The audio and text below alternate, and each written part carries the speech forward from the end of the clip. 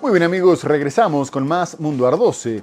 En el bloque pasado hablamos de los conflictos en Medio Oriente, con el aumento de tensiones entre Estados Unidos e Irán, el acuerdo de paz entre Israel y el Líbano, y en este quisiera comenzar hablando de la guerra en Ucrania, que continúa escalando con bombardeos masivos contra territorio ruso, impactando en las regiones de Belgorod y Nizhny Novgorod, así como en el territorio que Rusia tiene bajo control en Donetsk, dejando un saldo de 5 civiles muertos.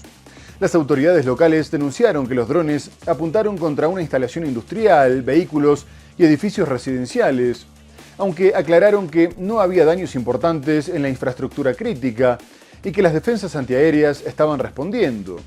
A su vez, el Ministerio de Defensa dijo que seguían derribando cientos de drones todos los días, incluyendo en Moscú, Crimea, el Mar de Azov y el Mar Negro, y después de que Ucrania impactara varias refinerías, las aerolíneas rusas afirmaron que la situación era crítica por la falta de combustible, que hacía que los vuelos perdieran toda viabilidad económica, mientras que en Crimea también se suspendió la venta a particulares y el transporte de mercancías por carretera se encareció un 10% por el mismo motivo. En este contexto, el mandatario ruso Vladimir Putin reconoció que el país estaba sufriendo escasez de combustible como consecuencia de los ataques ucranianos, pero aseguró que no era una situación crítica. Previamente, también había dicho que tenían que mejorar los sistemas de defensa antiaérea porque no estaban pudiendo evitar los ataques contra las refinerías. Mientras tanto, Rusia continúa bombardeando Ucrania, dejando 5 muertos en la ciudad de Dnipro, tras apuntar contra una fábrica privada y otros 2 en Zaporilla, al tiempo que mantiene la iniciativa en el frente, pero sin avances determinantes. El presidente ruso Vladimir Putin reconoció el domingo que el país atraviesa cierta escasez de combustible producto de los repetidos ataques ucranianos contra infraestructuras de hidrocarburos rusas. Por supuesto, estos ataques contra nuestras instalaciones de infraestructura están causando problemas, eso es evidente. Actualmente estamos viendo cierta escasez, pero no es crítica. Ucrania ha intensificado su campaña de ataques aéreos en los últimos meses, atacando especialmente la infraestructura energética rusa para cortar el suministro de hidrocarburos que permite al Kremlin financiar su esfuerzo bélico. De su lado, Rusia bombardea Ucrania casi a diario desde el inicio de la invasión, lanzada en febrero de 2022. El lunes, al menos 7 personas murieron y una treintena resultaron heridas en ataques en el este y el sur del país. El portavoz del Kremlin dijo el lunes que las fuerzas rusas están avanzando en varios frentes y que están creando una zona de seguridad tapón en la región de Kursk. Las negociaciones, bajo mediación de Estados Unidos para poner fin al conflicto, siguen estancadas. El presidente ucraniano Volodymyr Zelensky publicó este video en Telegram, afirmando que las sanciones de largo alcance de Kiev alcanzaron 2 refinerías de petróleo. Nuestros guerreros comenzaron el día de la Constitución de Ucrania con gran precisión. Anoche, nuestras sanciones de largo alcance impactaron 2 refinerías de petróleo en Rusia. Continuamos con nuestras operaciones que debilitan la capacidad de Rusia para librar esta guerra. Cada una de nuestras sanciones de largo alcance significa menos recursos al servicio de la máquina de guerra de Rusia y un paso más hacia la paz. Y ahora vamos a ir a Estados Unidos, dado que Donald Trump tuvo un duro revés después de que la Corte Suprema pusiera fin a su intento de eliminar la ciudadanía por nacimiento a través de una orden ejecutiva, por considerar que la medida era flagrantemente inconstitucional y desmedida. El dictamen fue aprobado por 6 votos contra 3, y el presidente del tribunal, John Roberts, que forma parte de la mayoría conservadora de la Corte, recordó que la Constitución dejaba claro que todas las personas nacidas en Estados Unidos eran ciudadanas del país, más allá de si los padres se encontraban en el país de forma legal, y afirmó que era su obligación mantener la promesa de los redactores de la 14ª enmienda de que toda persona nacida libre dentro del territorio tendría derecho de participar de la comunidad política.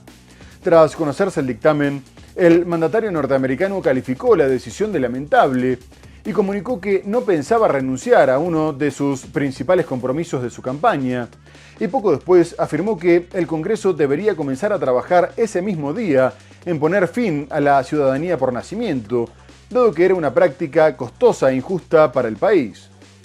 Además, reiteró que la ciudadanía automática para hijos de inmigrantes indocumentados incentivaba la inmigración irregular y el turismo de nacimiento, que permitía que las mujeres solo fueran a Estados Unidos para tener a sus hijos y después se regresaran a sus países, y consideró que el Congreso podría solucionar fácilmente este problema, dado que no sería necesaria una reforma constitucional larga y engorrosa, una postura que seguramente volvería a chocar en la justicia. La Corte Suprema de Estados Unidos rechazó el martes el intento del presidente Donald Trump de restringir la ciudadanía por nacimiento mediante un decreto que apuntaba a los hijos de inmigrantes en situación irregular. En una votación de 6 contra 3, 3 jueces conservadores y 3 progresistas del máximo tribunal se unieron para tumbar ese texto firmado el 20 de enero de 2025 por Trump, al volver a la Casa Blanca. La justificación era que esos niños no estaban sujetos a la jurisdicción de Estados Unidos. En su fallo, los jueces concluyen que los niños nacidos en Estados Unidos de padres presentes ilegal o temporalmente son ciudadanos por nacimiento en virtud de la 14ª enmienda de la Constitución. Los jueces recuerdan que esa enmienda, adoptada en 1868 después de la Guerra de Secesión, sirvió para garantizar los derechos de los esclavos liberados y de sus descendientes. Trump condenó de inmediato el fallo y pidió al Congreso, controlado por los republicanos, que lo ayude a aprobar uno de sus planes emblemáticos contra la inmigración. El argumento del presidente era que Estados Unidos vive desde hace décadas lo que se conoce como turismo de nacimiento, es decir, que mujeres extranjeras dan a luz en cualquier punto del territorio estadounidense y regresan luego a su país con un bebé que tiene pasaporte estadounidense. Las excepciones al derecho a ciudadanía por nacimiento son muy limitadas, recuerda la Corte Suprema. Rigen para los hijos de diplomáticos y para ciertos casos relacionados con las comunidades indígenas históricas. El fallo del máximo tribunal de justicia del país se produce a pocos días del 250 aniversario de Estados Unidos y supone un nuevo revés para Trump. En febrero, los magistrados invalidaron la mayor parte de su política de aranceles. En los últimos días, el mandatario norteamericano también tuvo otros reveses en la Corte Suprema, después de que ésta frenara su intento de destituir a la gobernadora de la Reserva Federal, Lisa Cook, lo que protege la independencia institucional de la agencia frente al Poder Ejecutivo, mientras que el tribunal también rechazó revisar la apelación de Trump en un caso en el que fue condenado por abuso sexual y difamación contra la escritora Jean Carroll, por lo que deberá pagarle $5 millones, tras lo cual aseguró que el caso iba en contra de Estados Unidos y que las leyes de Nueva York se habían hecho a la medida para perjudicarlo.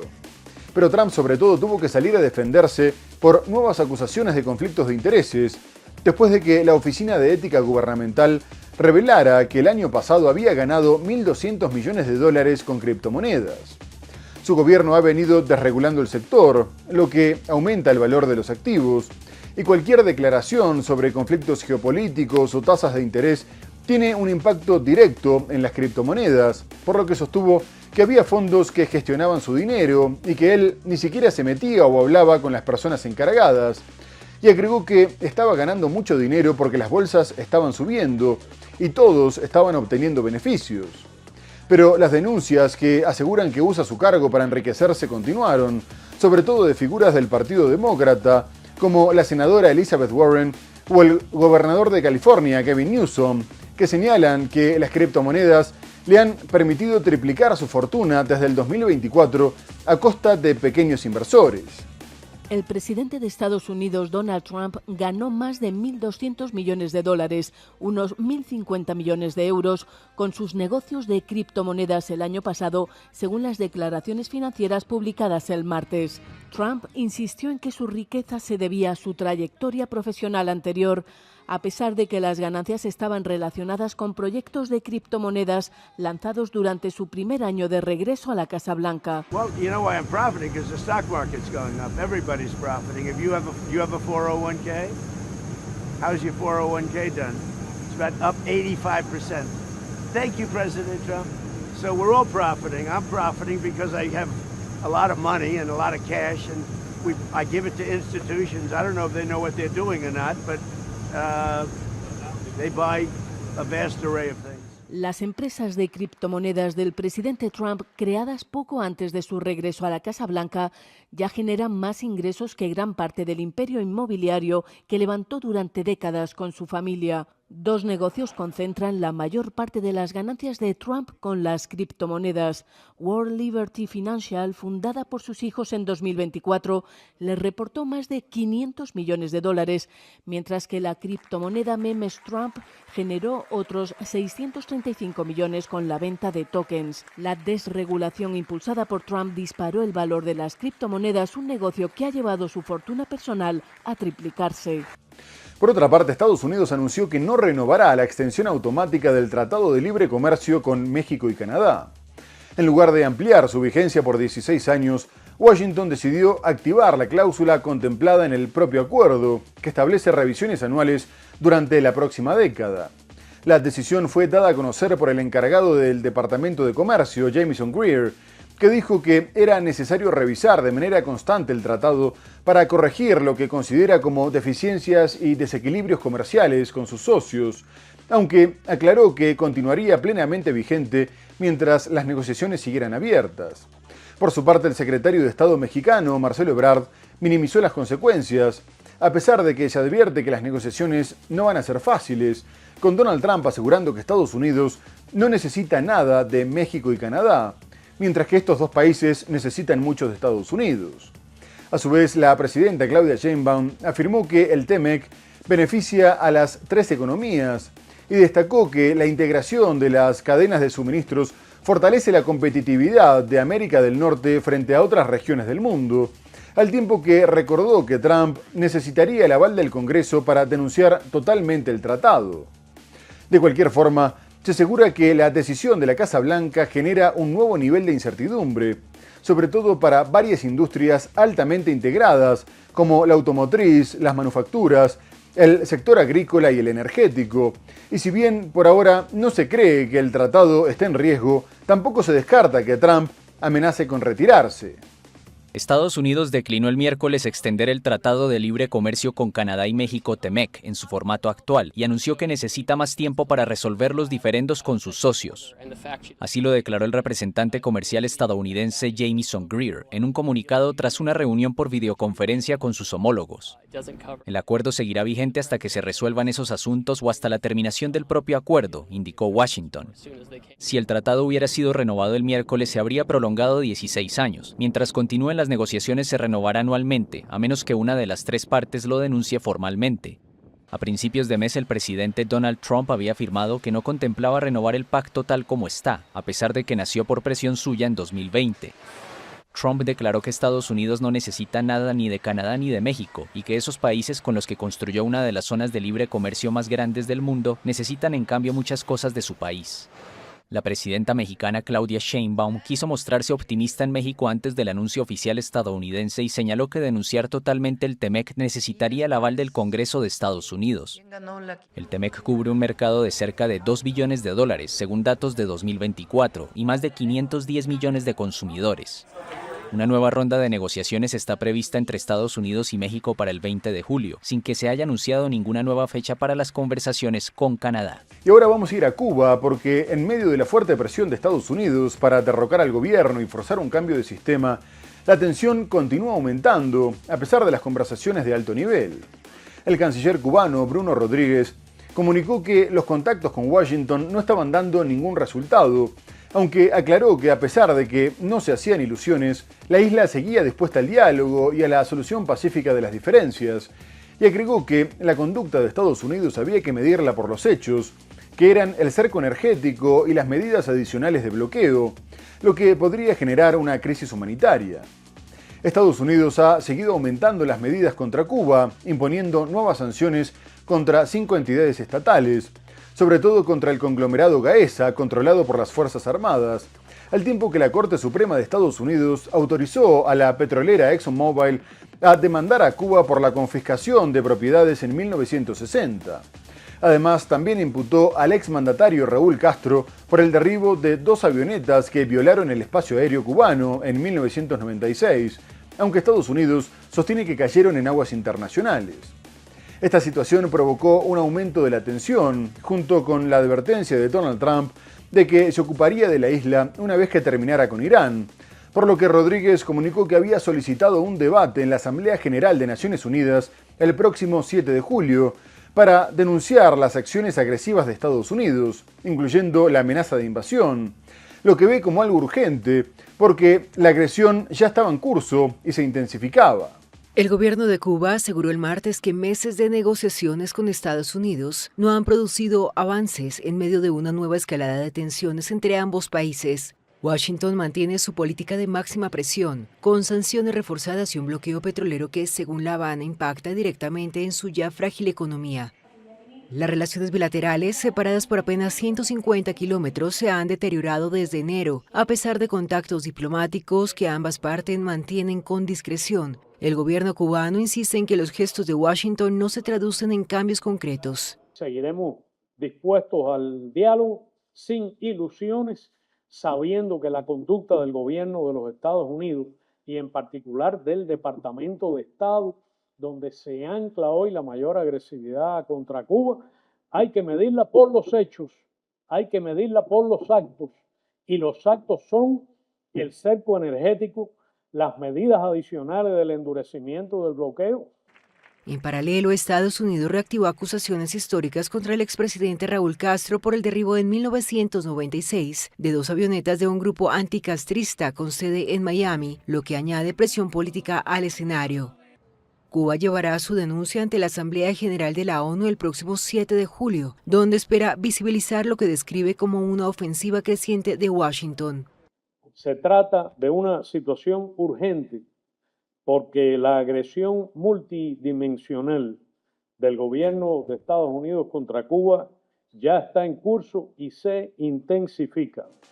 Y en otro orden, en Venezuela continúa aumentando la cifra de muertos por los terremotos del pasado 24 de junio, que afectaron sobre todo a La Guaira.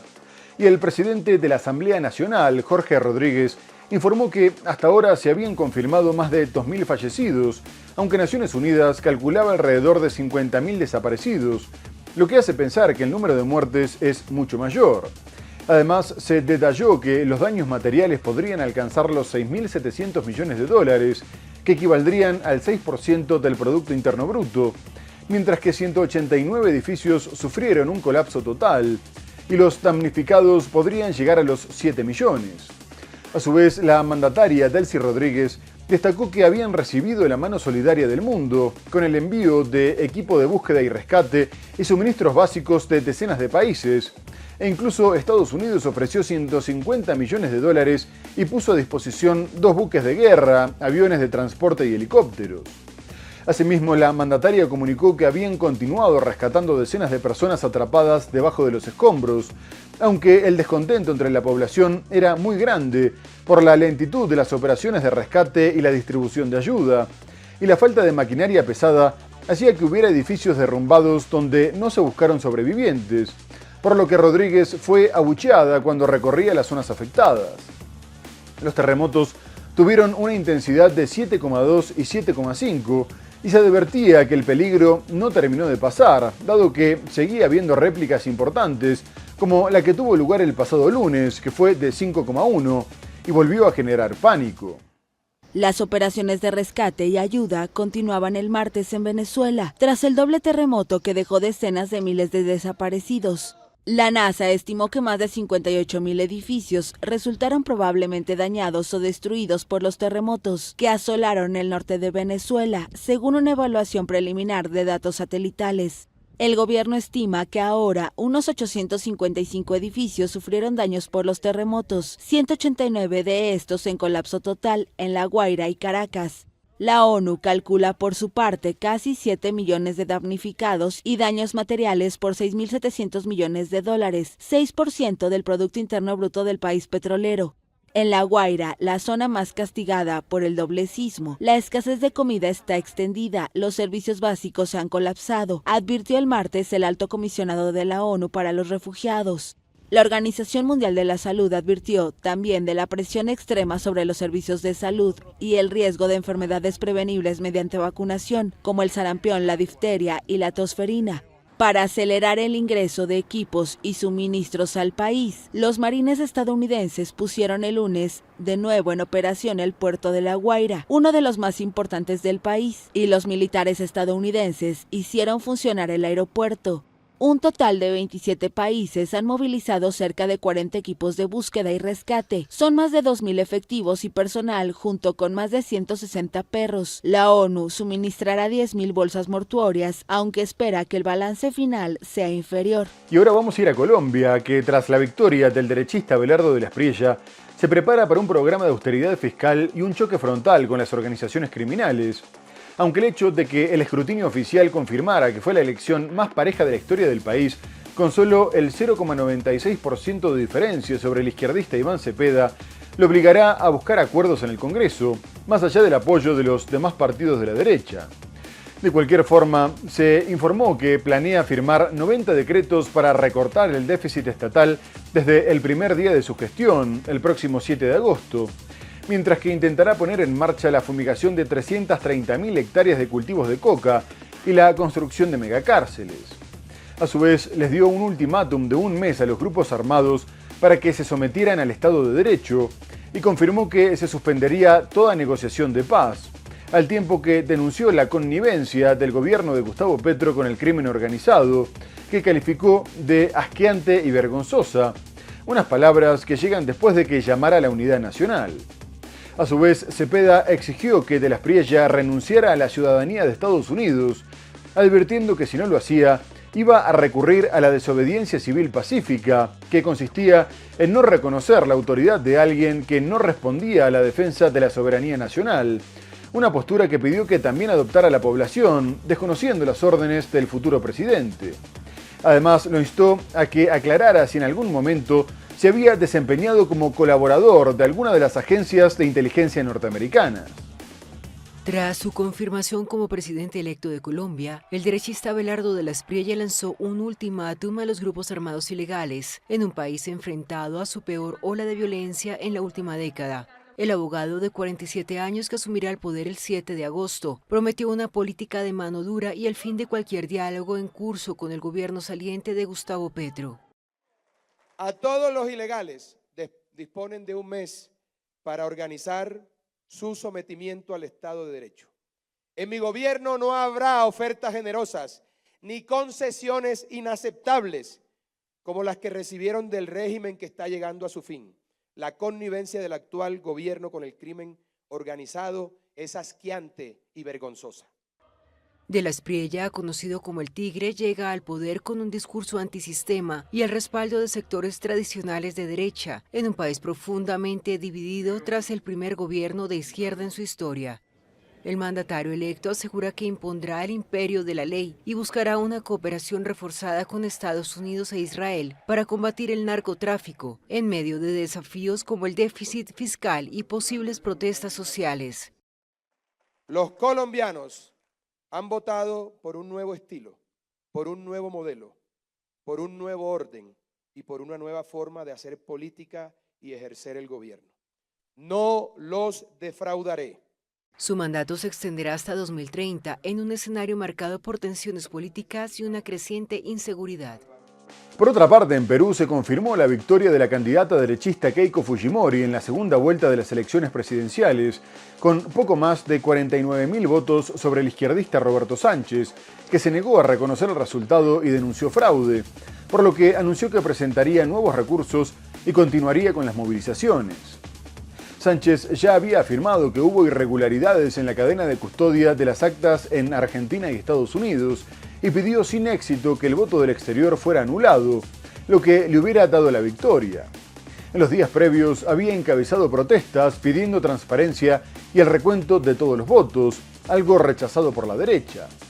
De esta manera, la victoria de Fuerza Popular marca el regreso del fujimorismo tras 25 años y 3 derrotas consecutivas de la hija del exdictador, que tenía un fuerte voto negativo, aunque la candidata pidió esperar a que se pronunciara el Jurado Nacional de Elecciones, que es el encargado de resolver las últimas impugnaciones y declarar formalmente la victoria de quien asumirá el cargo el próximo 28 de julio. Tras confirmarse el resultado 22 días después de la elección, la presidenta electa aseguró que buscaría el diálogo, aunque es acusada por Sánchez de estar detrás de la inestabilidad política del país, que llevó a tener 8 presidentes en 10 años. A su vez, Fujimori prometió desplegar a los militares para luchar contra el crimen y deportar a los extranjeros que cometieran algún delito, y reconoció la dificultad de gobernar un país extremadamente polarizado y dividido en partes iguales.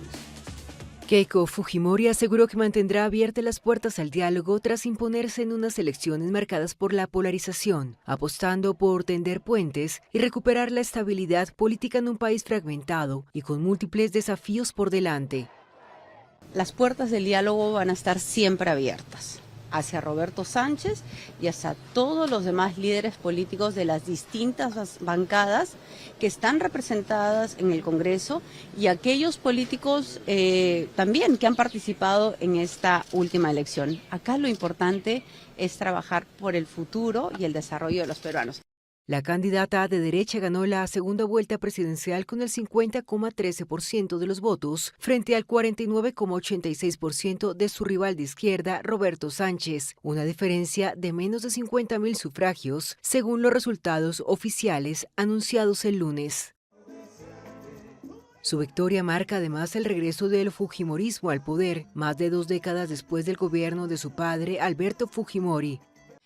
Bueno, muy contenta. Hemos visto que el conteo de la OMPE finalmente terminó, pero de todas maneras ahora nos falta esperar con prudencia y con mucha humildad la proclamación del Jurado Nacional de Elecciones.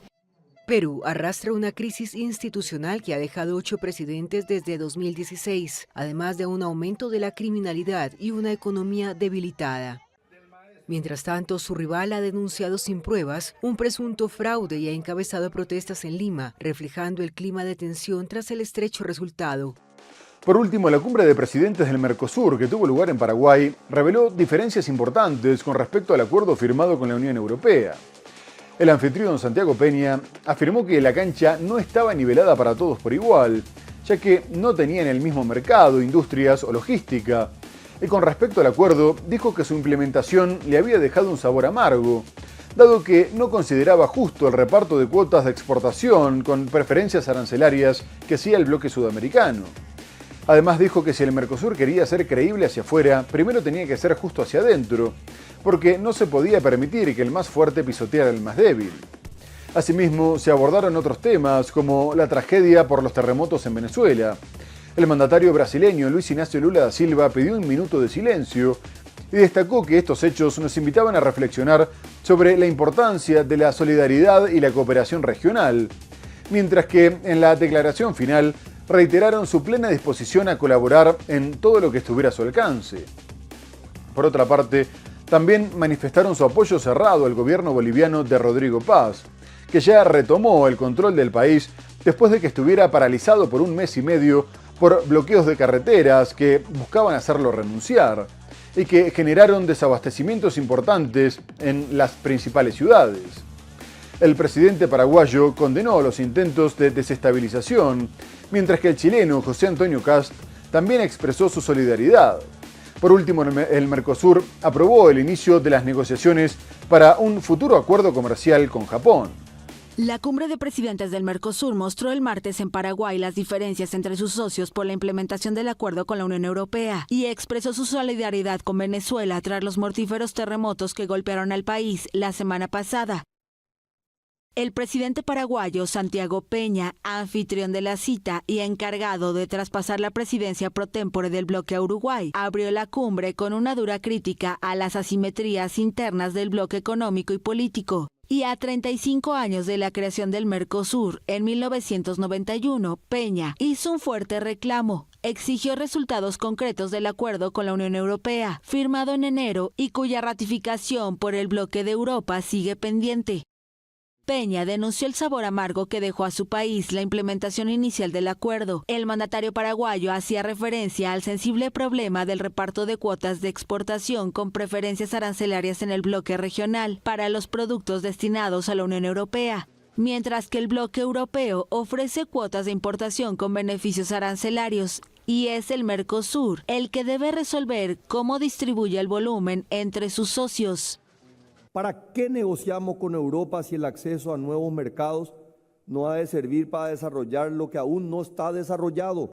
A la reunión asistieron también los presidentes de países miembros, Luis Inácio Lula da Silva de Brasil, Rodrigo Paz de Bolivia y Yamandu Orsi de Uruguay, así como los asociados José Antonio Cast de Chile y Daniel Noboa de Ecuador. Muy bien amigos, se nos ha terminado el programa. Hemos hablado de los conflictos en Medio Oriente, con los nuevos ataques cruzados entre Estados Unidos e Irán, el acuerdo de paz entre Israel y el Líbano. Abordamos otras cuestiones como los terremotos en Venezuela, la victoria de Keiko Fujimori en Perú, pero lo tenemos que dejar hasta el próximo programa para seguir analizando la actualidad internacional en Más Mundo Ardose. Muchas gracias por habernos acompañado y hasta entonces.